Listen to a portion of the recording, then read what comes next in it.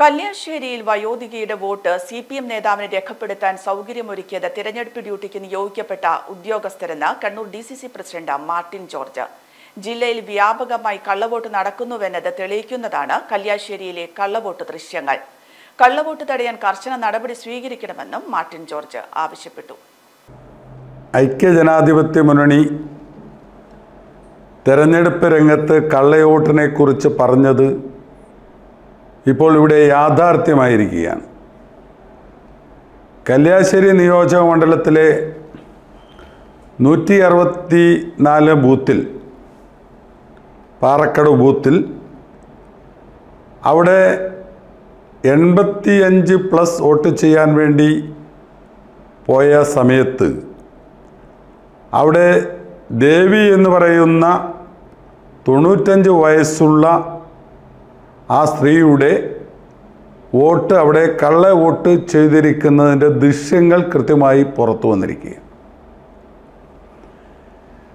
അതിന് എല്ലാ സാഹചര്യവും ഒരുക്കി കൊടുത്തിരിക്കുന്നത് അവിടുത്തെ ഉദ്യോഗസ്ഥരാണ്.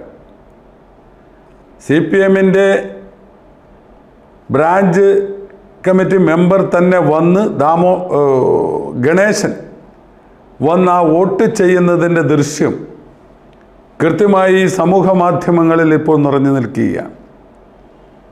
ഇത്തരത്തിലുള്ള വോട്ടുകൾ പല സ്ഥലങ്ങളിലായി ചെയ്തു കഴിഞ്ഞിരിക്കുകയാണ്.